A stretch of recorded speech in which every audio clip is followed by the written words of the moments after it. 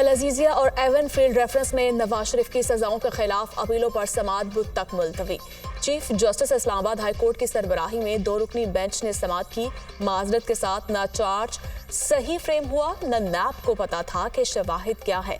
Chief justice Aamir Farooq के remarks, नैब ने सिर्फ डाके का काम करना था या अपना माइंड भी इस्तेमाल करना था। जस्टिस मियां गुल हसन औरंगजेब के रिमार्क्स, ट्रायल के दौरान वॉल्यूम 10 की कॉपी हमें नहीं दी गई, नवाज शरीफ के वकील अमजद परवेज के दिलाए।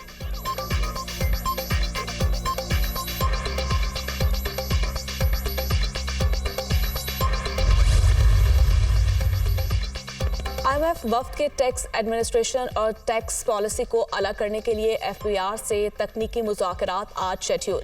टैक्स टू GDP का तनासुब 15% तक बढ़ाने के लिए टैक्स पॉलिसी में तरामीम करने का फैसला। IMF की शराकतदारी से कॉम्प्लायंस इम्प्रूवमेंट प्लान मार्च 2024 तक तैयार किया जाएगा। FBR फील्ड फॉर्मेशंस टैक्स दहिंदगान की मालूमात पर रिस्क रजिस्टर तैयार करेगी। टैक्स नेट से बाहर लोगों की फहरिस्त मुरतब की जाएगी जो IMF से भी शेयर होगी। टैक्स पॉलिसी में तरामीम के जरिए कॉम्प्लायंस रिस्क मैनेजमेंट को टैक्स पॉलिसी का हिस्सा बनाया जाएगा। कॉम्प्लायंस रिस्क मैनेजमेंट की तैयारी में FBR और IMF शराकतदारी से काम करेंगे। दस्तावेजात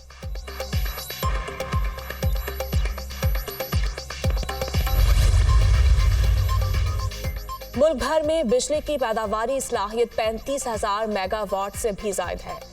बिजली का तरसीली निज़ाम नाकिस होने की वजह से मसाइल का सामना था। ट्रांसमिशन लाइन्स प्रोजेक्ट्स के तहत 500 kV की डबल सर्किट ट्रांसमिशन लाइन्स में सरमायाकारी होगी। Ghazi Barotha to Faisalabad west transmission line को बेहतर बनाया जाएगा। Ghazi Barotha to Faisalabad 500 kV west transmission line 2026 तक मुकम्मल होगी।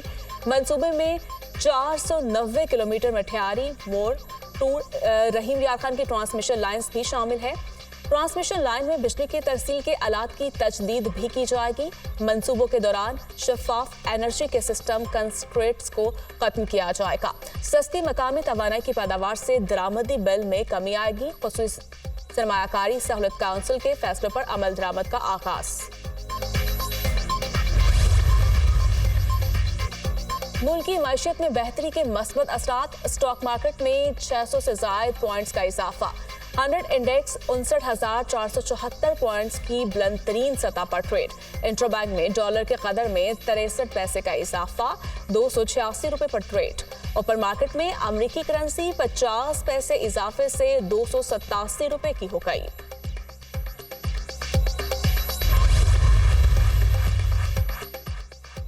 गुज़श्ता रोज बरतानिया में मेरे घर पर हमला किया गया। हमलावर ने मेरे ऊपर तेजाब फेंका और फरार हो गया।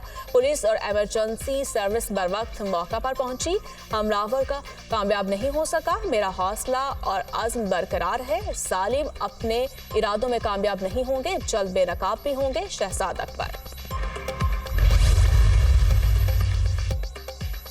Army chief general Asim Munir से सऊदी बरी फौज के कमांडर की मुलाकात। बाहमी दिलचस्पी समेत दिफाई सिक्योरिटी और फौजी ताउन पर तबादला ख्याल। इलाकाई सिक्योरिटी सूरत हाल और मशरिक़ वस्ता में जारी तनाज़ा पर भी बातचीत। सऊदी कमांडर ने दहशतगर्दी के खिलाफ जंग में पाक फौज के किरदार को सराहा। सऊदी कमांडर के खत्ते में अमन के लिए पाक फौज की कुर्बानियों की तारीफ। पाकिस्तान सऊदी अरब के साथ स्ट्रेटेजिक और बरादराना ताल्लुकात को अहमियत देता है। आसिम मुनीर सऊदी वफ्द की GHQ आमद पर पाक फौज के दस्ते ने गार्ड ऑफ ऑनर पेश किया।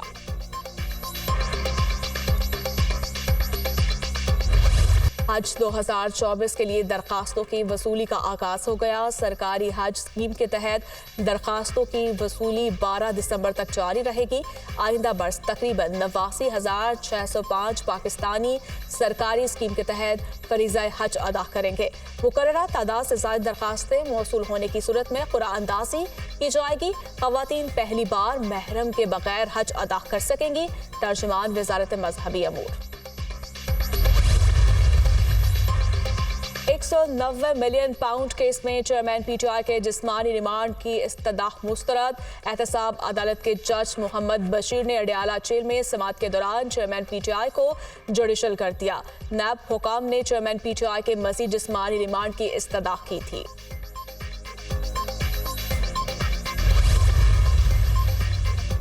रावलपिंडी के इलाके अडयाला में शहरियों का चेयरमैन पीटीआई और बुशरा बीबी के खिलाफ एहतजाज। मुजाहिरीन ने चेयरमैन पीटीआई की अहलिया बुशरा बीबी की गाड़ी को घेर लिया। हम आम शहरी हैं, किसी सियासी जमात से कोई ताल्लुक नहीं, मुजाहिरीन।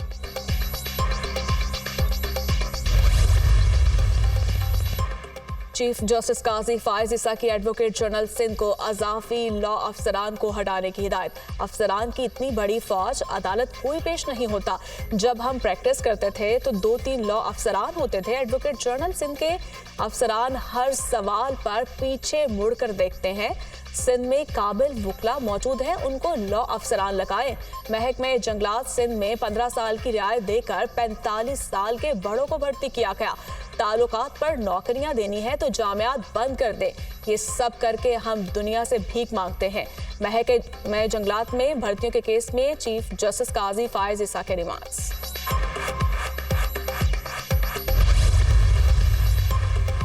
इस्लामाबाद हाई कोर्ट में फवाद चौधरी को जेल में सहूलियात और फैमिली अरकान से मुलाकात की इजाजत का केस। फवाद चौधरी को जेल में बी क्लास फराहम कर दी गई। फैमिली और वकला से मुलाकात की भी इजाजत मिल गई। चीफ कमिश्नर ने फवाद चौधरी की दरखास्त पर अमल दरामद रिपोर्ट जमा करवा दी। फवाद चौधरी को अहलिया से जेल में प्राइवेसी में मुलाकात करने की इजाजत। फवाद चौधरी को जेल मैनुअल के मुताबिक तिब्बी सहूलियात भी फराहम करने का हुक्म। डिप्टी सुपरिटेंडेंट साहब, दरखास्त गुजार के वकार को महलूज़े खातिर रखा जाए। जेल में फैमिली और वकला की मुलाकात पर आसिफ अली जरदारी और मोहतरमा बेनज़ीर भुट्टो को रोका जाता था। ऐसे वाक़यात भी आपके अफसरान के लिए शर्मिंदगी का बायस बनते हैं। जस्टिस मियां गुल हसन औरंगजेब के रिमार्क्स।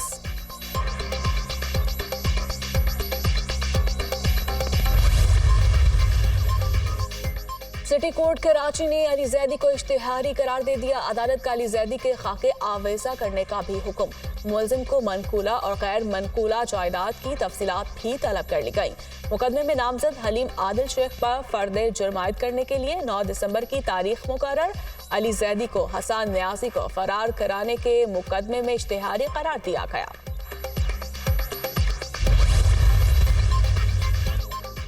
सिंध में नू लीग और इत्तेहादियों के दरमियान सीट एडजस्टमेंट के हवाले से अहम पेशरफ्त। ज़ैली कमेटियों ने सीट एडजस्टमेंट के हवाले से तजावीज़ मुरतब कर ली।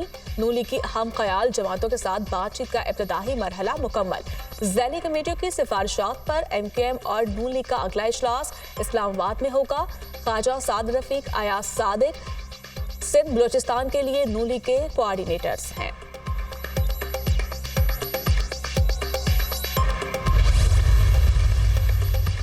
मुल्क की इस्तेहकाम के लिए सियासी पॉलिसी का होना ज़रूरी है। मिसाक़े जमहूरियत हुआ, मुल्क में मिसाक़े मईशत भी होना चाहिए। ऐसी मनसूबाबंदी बनाई जाए जिसे आने वाली हुकूमतें भी जारी रखें। हमारा इक़्तिदार में आने का मकसद अवामी मसाइल का हल करना है। रहनुमा पीपल्स पार्टी मिसाल खोलो। बिलावल भुट्टो और आसिफ अली जरदारी में कोई इख्तलाफ नहीं। इख्तलाफ की बातें मीडिया ने फैलाई। आसिफ अली जरदारी की बातें समझने की जरूरत है। वोट को इज्जत देने का मसला नहीं, ये पार्टी का मसला है। मियां साहब, आप जो वोट को इज्जत दो का नारा लेकर चले थे, क्या आप वोट को इज्जत दे रहे हैं? आपके लोग कह रहे हैं कि एस्टैब्लिशमेंट हमारे साथ है, तो आप चेयरमैन पीटीआई को क्यों बुरा कह रहे हैं? एस्टैब्लिशमेंट सबकी है, इदारे मुल्क के होते हैं। रहनुमा पीपल्स पार्टी, खुर्शीद शाह की मीडिया टॉक।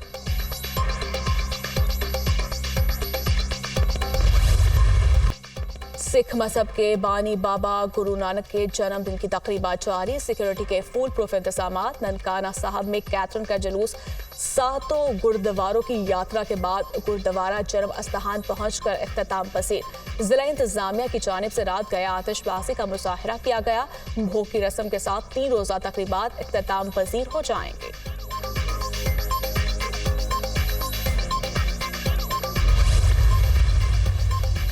इसराइल और हमास के दरमियान कैदियों के तबादले का तीसरा दौर। हमास में मजीद 17 कैदियों को रिहा कर दिया। रिहाई पाने वालों में 9 बच्चों समेत 13 इसराइली, 3 तिहाई और 1 रूसी शहरी शामिल। कैदियों को रेड क्रॉस के हवाले किया गया। रिहा होने वालों की मजमूई तादाद 62 हो गई। इसराइल ने भी 39 फलस्तीनी बच्चों को रिहा कर दिया। रिहाई पाने वालों की मजमूई तादाद 117 हो गई।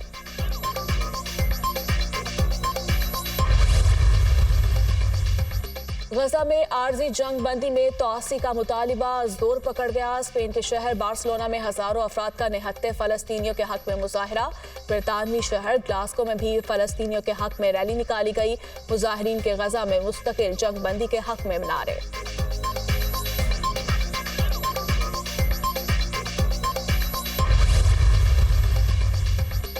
और गैर कानूनी अफगान बाशिंदों की वतन वापसी का सिलसिला जारी। 26 नवंबर को 1640 गैर कानूनी अफगान बाशिंदे अपने मुल्क चले गए। वापस आने वालों में खवातीन और बच्चे भी शामिल। अब तक 2,54,775 गैर कानूनी तौर पर रहने वाले अफगान बाशिंदों की अपने वतन वापसी हो चुकी। पाकिस्तान ने 40 साल तक अफगान बाशिंदों की मेहमान नवाजी की। वतन वापस आने वाले भी खुश।